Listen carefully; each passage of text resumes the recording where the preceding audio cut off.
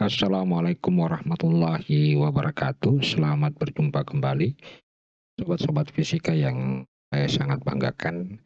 Kali ini kita akan membahas berkaitan tentang gelombang bunyi dengan topik adalah energi dan intensitas bunyi. Tentu saja disertai beberapa contoh soal. Baik, sobat-sobat fisika, yang pertama kita akan mencoba merumuskan bagaimana energi dari gelombang bunyi tersebut. Nah, untuk itu kita akan mengambil sebuah pengandaian. Ini ada sebuah tabung dengan piston, ya, ada piston, di mana piston ini bisa digerakkan atau digetarkan arah kanan dan ke kiri. Nah, piston ini berisi molekul-molekul udara. Nah, karena getaran piston ini yang bergerak arah kanan atau arah ke kiri, atau biasa juga kita sebut dengan arah longitudinal, maka pada molekul-molekul udara di dalam tabung ini akan terbentuk sebuah pola regangan dan pola rapatan. Jadi terbentuk pola regangan dan pola rapatan yang secara teratur, di mana kita ketahui bahwa terbentuknya pola regangan dan pola rapatan secara grafik itu dapat ditunjukkan seperti berikut ini.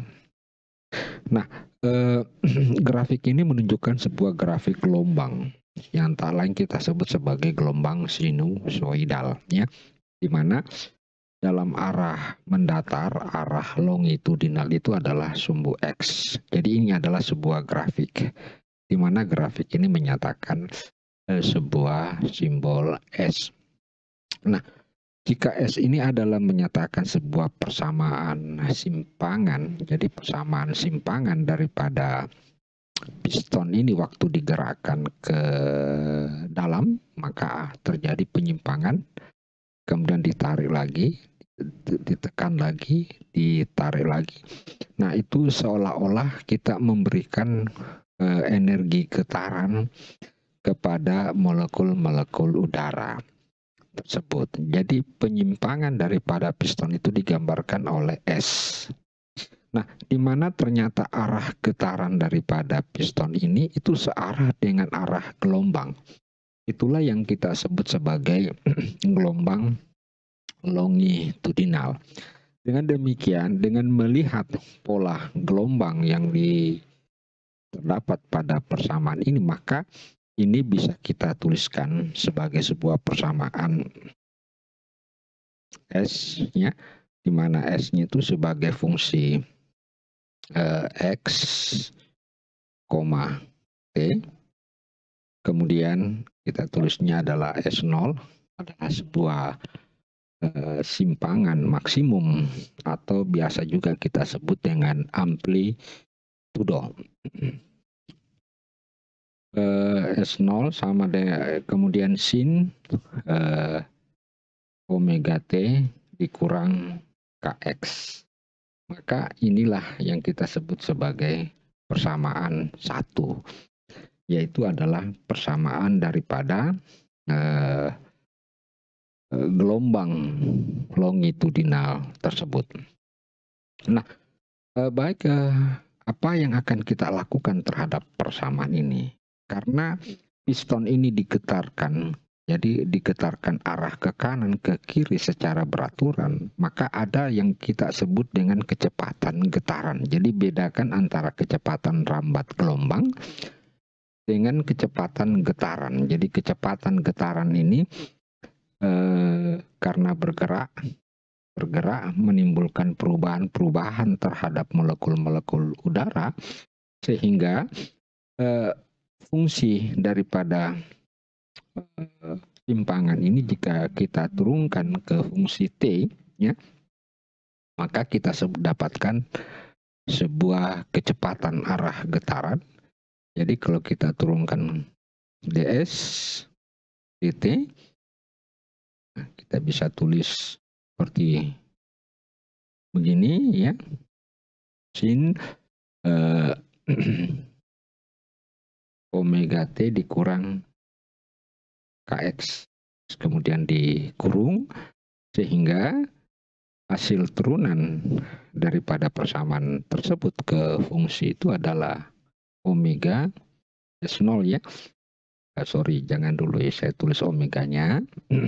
Kita turunkan dulu, jadi turunan sin adalah cos omega t dikurang kx ya. Kemudian yang omega t-nya diturunkan tersendiri sama dengan omega ya. Sehingga kita dapatkan omega S0 cos omega t dikurang kx. Nah, inilah yang kita sebut sebagai persamaan kecepatan getaran. Nah, berapa besarnya energi yang diberikan ke molekul-molekul udara akibat adanya gerakan daripada piston dengan kecepatan sesuai dengan persamaan 1, maka secara umum energi, jadi kita bisa katakan bahwa energi atau perubahan energi ya, jadi terjadinya perubahan energi ya dari keadaan awal ke keadaan setelah bergerak, tentu saja perubahan energi kinetik. Nah, ini saya tulis pistonnya, atau biasa juga disebut dengan getaran ya, karena kita getarkan arah kanan kiri, yaitu dirumuskan oleh delta E sama dengan 1/2, maka akibat perubahan itu mengakibatkan adanya perubahan massa. Jadi delta M yang menyebabkan terjadinya timbul kerapatan dan regangan itu adalah delta M dikali U pangkat 2. Nah, kita sebut sebagai persamaan, ini persamaan 2, ini persamaan 3 ya. Nah, kalau persamaan 2 ini kita masukkan ke persamaan 3 ya, yang ini kita masukkan ke sini, maka kita akan dapatkan perubahan daripada energi tersebut adalah 1/2 delta M. Kemudian kita masukkan ini omega 0, tentu adalah di sini cos omega t dikurang kx ya. Ini ya. Kemudian dipangkat 2. Oke. Kemudian kita pangkat 2-kan. Nah, perlu saya buat sedikit catatan berkaitan tentang delta M. Delta M itu adalah perubahan massa daripada molekul-molekul udara yang ada di dalam piston, di mana massa jenisnya kita asumsikan adalah tetap kali dengan perubahan volume. Nah, tentu perubahan volume itu adalah Rho kali A adalah luas penampan piston dikali delta X. Jadi kalau kita perhatikan ke pistonnya ini adalah A, katakanlah kita ambil perubahannya itu adalah delta X ya. Delta X elemen dx, kita mengambil elemen dx, sehingga itulah yang kita sebut sebagai delta M. Nah, dengan demikian, kalau kita masukkan nilai-nilai ini dan kita operasikan pangkatnya itu, maka kita akan dapatkan bahwa delta E itu sama dengan tinggal kita masukkan 1/2 Rho kali A ya, kali A kali omega kuadrat S0 kuadrat ya. Oke, omega kuadrat kali S0 kuadrat, kemudian cos kuadrat omega T dikurang kx. Nah, ada delta X-nya ya. Jadi sengaja saya simpan bagian terakhir. Ya. Sehingga kita dapatkan hasil, kita pindahkan ini ke berikutnya sehingga kita dapatkan hasil delta E itu tadi sama dengan berapa? 1/2 rho kali A kali omega kuadrat S0 kuadrat ya. Sudah berubah jadi apa? Cos kuadrat ya. Cos kuadratnya. Ya, oke, cos kuadrat kemudian omega T kurang KX kali delta X. Oke. Jadi kita sudah dapatkan. Nah, jika kita pilih untuk misalkan delta X 0, maka perubahan delta menjadi DE 1/2 A omega kuadrat S0 kuadrat sama dengan cos kuadrat omega T kurang KX kali DX ya. Nah, saya misalkan karena ini kita sebuah bilangan yang tetap, misalkan itu adalah D sama dengan 1/2 A rho A omega kuadrat S0 kuadrat ya. Dan ya, sehingga kita dapatkan DE sama dengan D cos kuadrat omega T dikurang KX DX. Nah, selanjutnya kita ingin menentukan apa? Energi total untuk X dari 0 sampai dengan X sama dengan lambda. Jadi X itu adalah lambda ya. Jadi X itu tak lain adalah panjang gelombang. Jadi X itu adalah panjang gelombang. Nah, syaratnya kita pilih, jadi kita pilih untuk kondisi T sama dengan 0 ya.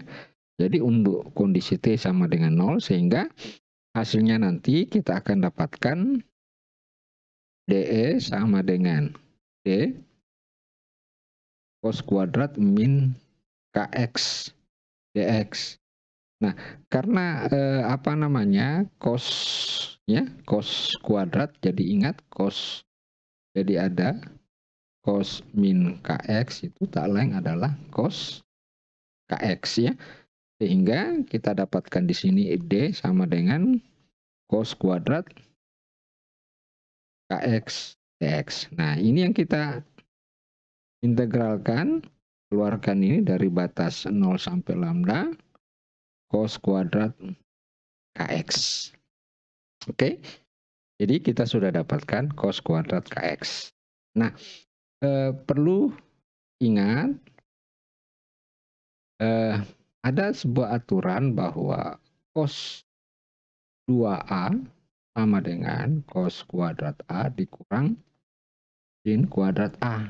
Sehingga kalau cos kuadrat A ini kita ganti jadi 1 kurang cos kuadrat A ya, maka kita dapatkan 2 cos kuadrat A dikurang 1 ya. Oke, dengan demikian kita akan dapatkan cos kuadrat A itu ya, cos kuadrat A itu sama dengan 1/2 cos 2A ditambah 1. Nah, ini sama dengan ini. Jadi kita bisa gantikan sesuai dengan aturan trigonometri tersebut menjadi E sama dengan D batas integral 1/2 cos tentu 2KX ya ditambah 1 DX. Sudah, sehingga dengan bentuk seperti itu maka sudah mudah kita integralkan. Ini keluarkan 1/2D, hasilnya ini adalah 1/2K. Tentu integral daripada cos adalah sin 2KX, integral 1 tentu sama dengan X, batas integrasi dari 0 sampai lambda. Oke. Jadi kita tinggal memasukkan nilai lambda, yaitu menggantikan X dengan nilai lambda. Sehingga kita dapatkan, saya tulis ulang dulu, tadi sama dengan berapa? 1/2D ya. 1/2D. Nah, kita tinggal masukkan ini. Tinggal masukkan nilai lambda. Nah, ini sama dengan 1/2K. Kita masukkan dulu lambda. K itu sendiri kan sama dengan 2pi per lambda ya. 2pi per lambda. Ingat, K itu sama dengan 2pi per lambda. Nah, ini nilai K. Kemudian dikali dengan lambda. 1. Kemudian ditambah.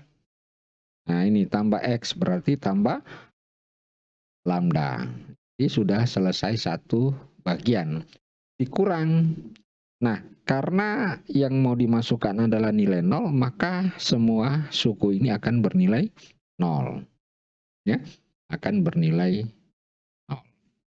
Sehingga hasilnya adalah 1/2D. Nah, di mana kita ketahui bahwa kalau lambdanya hilang berarti sin 4pi.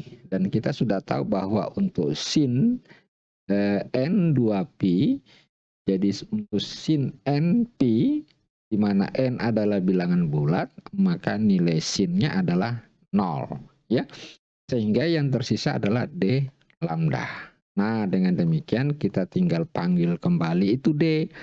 D itu sendiri sama dengan 1/2 ini ya, 1/2A omega kuadrat S0. Di D itu adalah 1/2 rho A omega kuadrat ya, S0 kuadrat dikali lambda. Nah, kalau omeganya kita ganti dengan 2F, maka kita dapatkan ini ya. Omeganya kita ganti dengan 2F, maka kita dapatkan 1/4 rho A tentu sama dengan 4pi kuadrat F kuadrat S0 kuadrat lambda. Atau sama dengan ini, hilangkan 4-nya, pi kuadrat rho A lambda F kuadrat S0 kuadrat. Ini adalah energi bunyi. Dan terlihat bahwa energi itu berbanding lurus dengan frekuensi dengan amplitudo. Ya, berbanding lurus dengan amplitudo. Kenapa kita menyatakan bahwa berbanding lurus? Jadi energi bunyi itu berbanding lurus dengan frekuensi dengan amplitudo. Karena di dalam gelombang bunyi yang sering mengalami perubahan-perubahan, yaitu adalah frekuensi dengan amplitudo. Itulah sebabnya kita mengenal ada dua istilah, AM amplitudo modulation, dan ada kita sebut dengan frekuensi modulasi. Oleh karena itu, dalam hal ini energi bunyi berbanding lurus dengan frekuensi dengan pangkat 2 dengan amplitudo pangkat 2. Tidak pernah kita menyebutnya bahwa berbanding lurus dengan panjang gelombang. Karena dalam kenyataannya kita hanya sering menggunakan istilah frekuensi, kemudian istilah amplitudo. Hanya itu yang bisa kita lakukan perubahan-perubahan. Oke. Jadi kita sudah bisa merumuskan untuk energi daripada gelombang bunyi tersebut. Selanjutnya kita akan membahas bagaimana halnya tentang intensitas gelombang bunyi. Nah, kalau berbicara tentang intensitas itu berkaitan tentang kekuatan ataupun daya ataupun energi. Jadi intensitas itu berkaitan tentang kekuatan ataupun daya. Nah, namun demikian saya ingin melukiskan dulu, katakanlah ini adalah sebuah sumber bunyi. Sumber bunyi itu memancarkan gelombang ya dalam arah radial. Jadi gelombang yang dipancarkan itu dalam arah radial. Ya. Nah, jadi dalam arah radial itu maksudnya seperti bukan lingkaran tetapi mengikuti pola radial kulit-kulit bola. Jadi ini arah radialnya ini menyatakan sebagai permukaan semacam permukaan bola radial ya. Nah, ini sumber bunyi ini memancarkan gelombang ke segala arah ya, sama untuk setiap titik-titik tertentu ya. Nah, misalkan pada satu titik ada seorang pendengar ya, berada pada jarak katakanlah R1. Nah, tentu dia akan mendengarkan bunyi yang dipancarkan oleh sumber ini. Nah, untuk menyatakan berapa besarnya bunyi yang didengar, maka digunakan istilah intensitas, di mana intensitas itu dirumuskan oleh I sama dengan daya per satuan luas. Nah, daya ini artinya apa? Adalah daya yang dipancarkan oleh sumber bunyi. Nah, sehingga kalau A-nya itu dalam bentuk radial tentu adalah luas permukaan bola 4pi R kuadrat. Gitu ya, 4pi R kuadrat dalam arah radial. Sehingga kelihatan dari sini bahwa makin jauh seseorang dari sumber bunyi, maka intensitas yang diterimanya itu makin berkurang. Jadi suara yang didengarnya itu semakin berkurang. Nah, misalkan lagi ada penerima yang jaraknya R2 ya. Nah, tentu intensitas yang didengar oleh R1, pengamat yang dari satu ini akan beda dengan yang diterima oleh pendengar yang kedua ini. Kenapa? Karena jaraknya dari sumber bunyi berbeda ya. Nah, di mana secara rumus bisa kita nyatakan bahwa untuk katakanlah ini pengamat pertama, ini adalah pengamat kedua atau pendengar pertama. Nah, sehingga bisa kita katakan bahwa apa namanya, untuk pengamat pertama, jadi secara umum tadi adalah ya, karena sumber bunyi yang didengar sama P, nah, yang berbeda itu adalah jaraknya pangkat 2 ya, pangkat 2 ya. Ya. Oke, pangkat 2. Nah, demikian pula untuk I2 akan beda dengan 4pi R2 kuadrat. Nah, begitu. Nah, jika kita membandingkan intensitas yang didengar oleh kedua pengamat, maka bisa kita katakan bahwa I1 banding I2 sama dengan P4pi R1 pangkat 2, P4pi R2 pangkat 2. Nah, ini bisa hilang ya. Sehingga kita dapatkan bahwa I1 banding I2 sama dengan R2 kuadrat per R1 kuadrat. Nah, ini rumus perbandingan untuk intensitas bunyi yang didengar. Oke, baik, kita lanjut lagi dengan sebuah contoh soal. Nah, sebuah sumber bunyi memancarkan bunyi dengan energi yang sama ke segala arah. Jelas tadi teorinya ya. Laju perambatan bunyinya konstan. Nah, seorang berada 8 meter dari sumber mendengar bunyi tersebut. Sesaat kemudian intensitas sumber berkurang menjadi sepertiga sebelumnya. Jika orang tersebut ingin mendengarkan bunyi dengan intensitas yang sama dengan sebelumnya, maka tentukanlah berapa jarak ia harus berada dari sumber tersebut. Jadi perlu saya jelaskan di sini, istilah sesaat kemudian intensitas sumber berkurang menjadi sepertiga sebelumnya.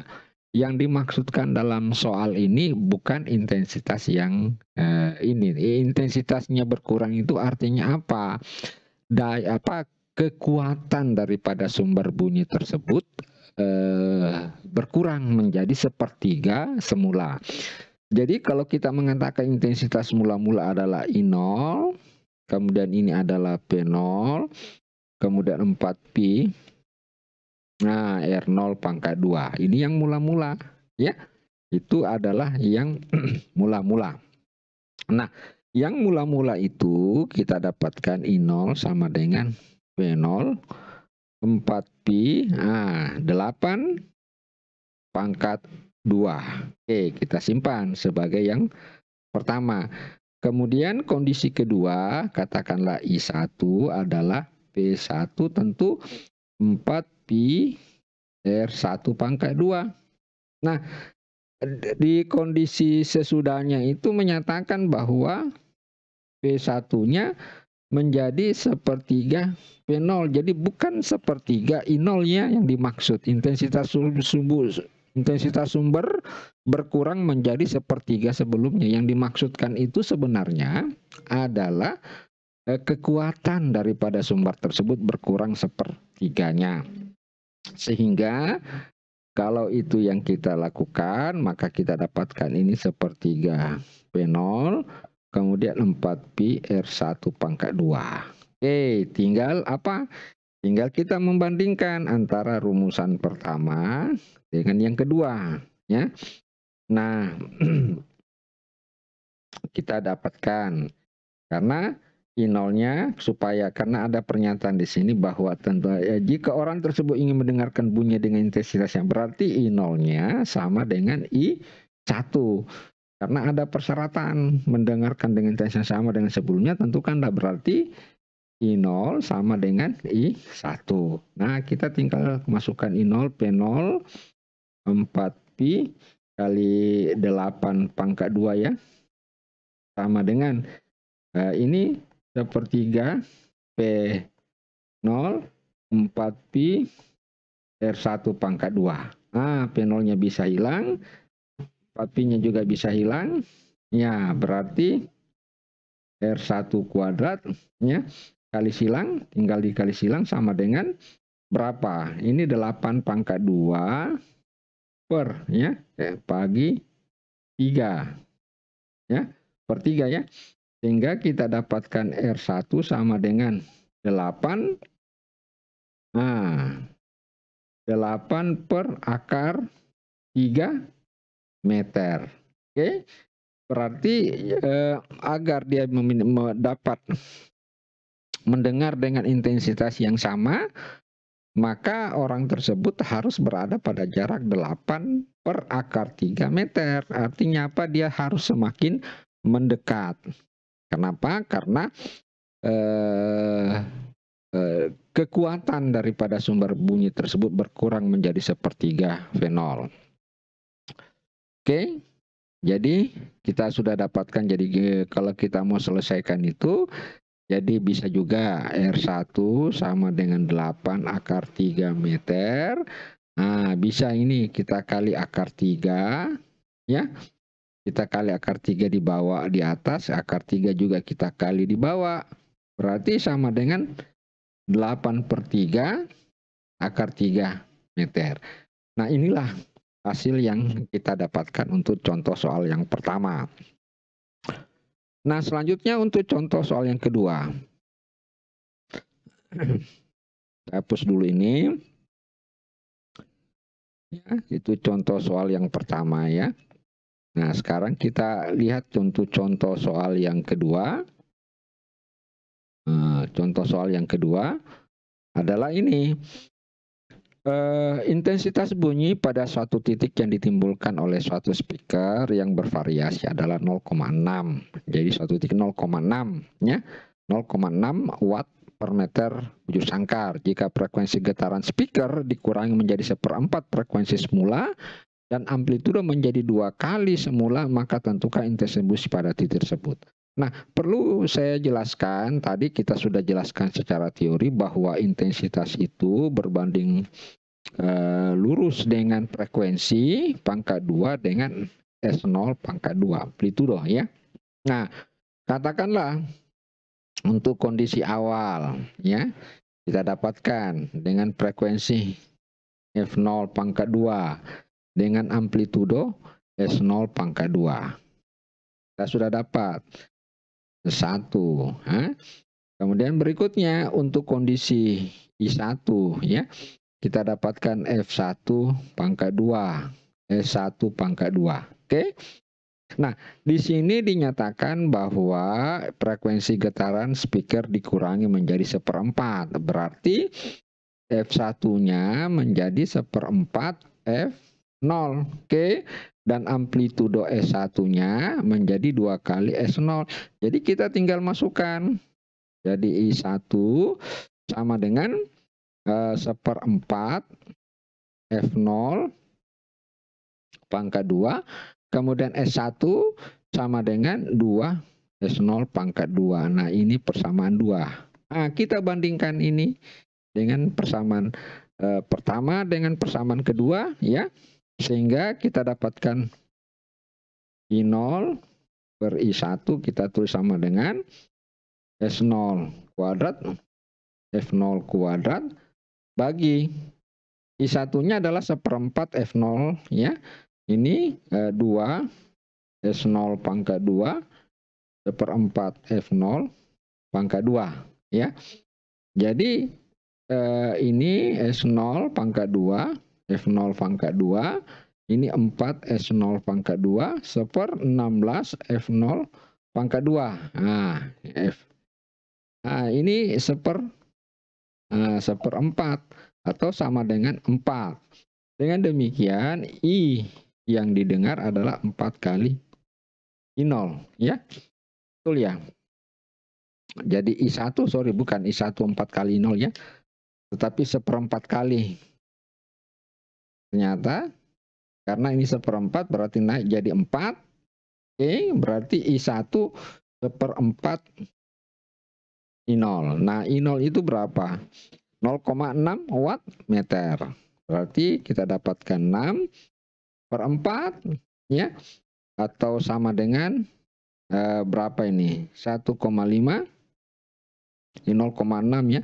0,6 berarti kita dapatkan berapa ini?